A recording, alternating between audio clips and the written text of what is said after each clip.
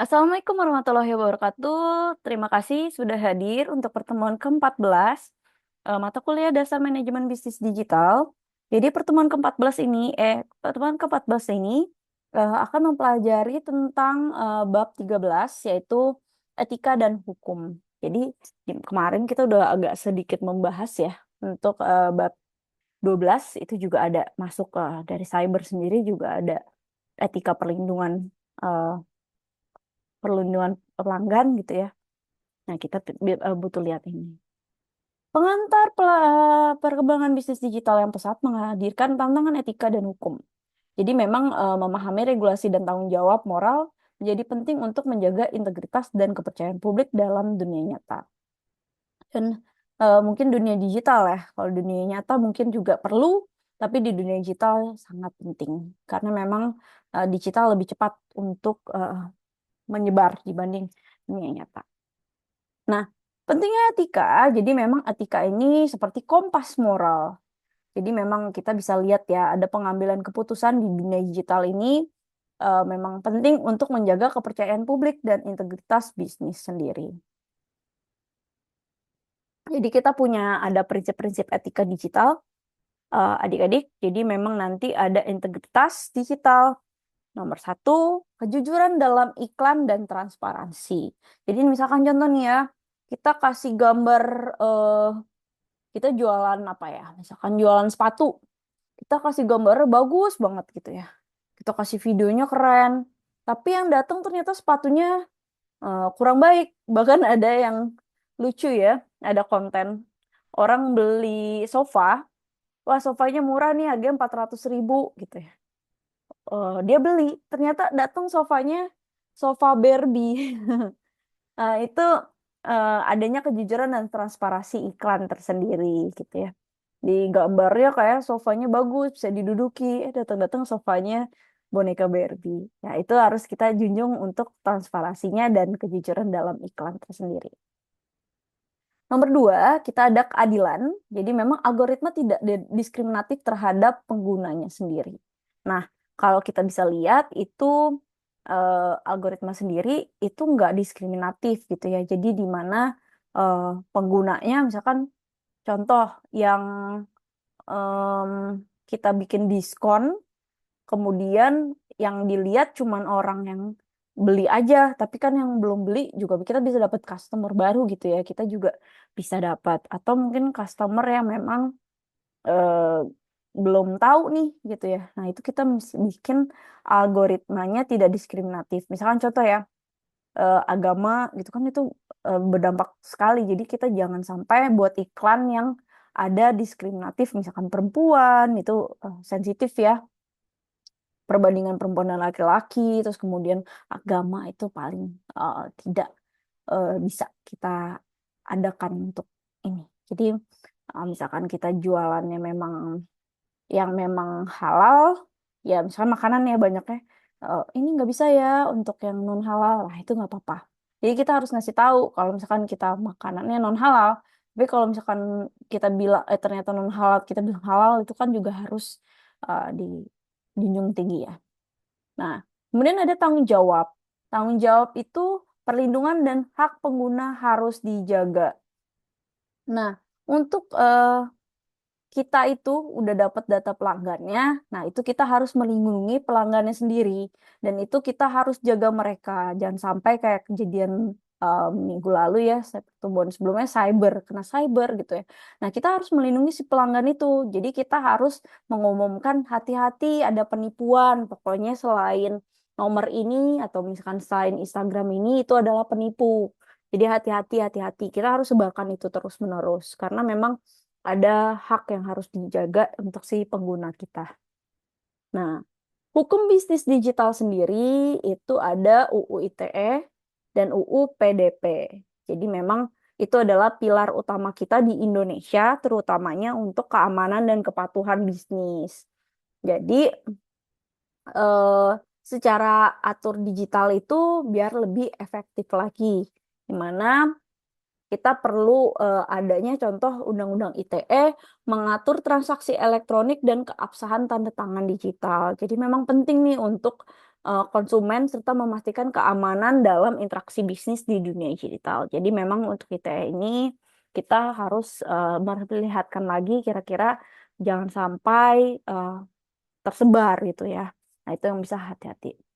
Perlindungan data pribadi. Nah, ini jadi melindungi data pribadi pengguna untuk memberikan hak-hak kepada pengguna terkait untuk pengelolaan dan penghapusan data mereka. Jadi memang kita perlu nih untuk melindungi data pribadi pengguna dan memiliki hak-hak kepada pengguna terkait pengelolaan dan penghapusan datanya mereka. Legalitas transaksi sendiri, kita lihat adanya e-contract ya, ada term of service, merupakan aspek penting dalam transaksi digital. Memberikan kepastian hukum dan perlindungan bagi konsumen serta penjual dalam dunia bisnis online. Nah, memang dalam legalitas transaksi ini kita ada e-contract ya biasanya kalau memang transaksinya lebih dari 1 juta, kalau nggak salah ya. Tapi di sini ada terms of service-nya kalau adik-adik atau kakak-kakak pernah beliin Shopee harganya lebih mahal gitu ya. Biasanya nanti ada asuransi gitu ya. Ada kepastian hukum kalau misalkan barang yang rusak ini harus diganti dengan barang baru atau seperti apa. Itu ada jelasnya. Nah, kemudian ada hak kekayaan intelektual. Jadi perlu nih untuk haki untuk melindungi karya dan inovasi digital. Jadi memang hak cipta merek dagang kita, paten kita, penting untuk berlangsungan bisnis kita dalam dunia digital. Nah, contohnya saya pernah kejadian saya nggak arahin untuk nama paten kita, merek dagang kita, tiba-tiba merek kita di Shopee ataupun TikTok atau mungkin di Tokopedia itu langsung berubah karena ada yang ngeklaim merek dagang kita atau paten kita. Nah, itu yang kita harus hati-hati. Jadi nomor 1 nanti kalau misalkan adik-adik punya dagang, mereknya udah oke, kita langsung bisa patenkan ke DJP. Untuk di Indonesia ya, biasanya di DJP untuk paten kita. Nah, dampak sosial sendiri dari bisnis digital menciptakan 2 sisi. Jadi ada kemudahan akses informasi dan tantangan seperti filter bubble yang dapat memecah belah opini masyarakat. Penting juga untuk memahami dampak ini. Jadi memang di sosial ini ada 2 sisi nih, kemudahan akses informasi dan ada tantangan juga. Jadi di mana bisa memecah belah opini masyarakat. Jadi kakak-kakak harus hati-hati ketika nanti membuat iklan gitu ya, yang memang bisa memecah belah opini masyarakat. Nah, di situ yang harus hati-hati. Nah, dari pajak digital sendiri kemarin juga udah denger ya, itu juga perlu kita ikuti atas produk internasional maupun atas pajak dari dalam negeri. Ketika kita importir, yaitu ada pajaknya, ekspor juga ada pajaknya yang harus kita patuhi. Dan ada juga pajak-pajak yang memang berbasis pembagian untuk negara atau mungkin ke aplikasinya. Nah, itu kita harus cek detail karena itu berubah dan akan mempengaruhi profit bisnis kita. Itu yang harus kita ikuti. Tapi kita harus patuh ya. Jadi kita bisa ngitung-ngitung lah kira-kira dari pajak-pajak yang udah dikenakan pemerintah itu masuk nggak nih? Nah, caranya gimana nih untuk uh, comply atau mengikuti hukum di era digital itu. Hubungan hukum dan etika biasanya mengatur batasan dalam bisnis digital. Sementara etika memberikan pedoman untuk tanggung jawab sosial, keduanya saling melengkapi untuk menciptakan lingkungan bisnis yang berkelanjutan dan bertanggung jawab. Jadi, kita bisa lihat hukum dan etika ini sama ya, adik-adik. Dia itu mengatur batasan.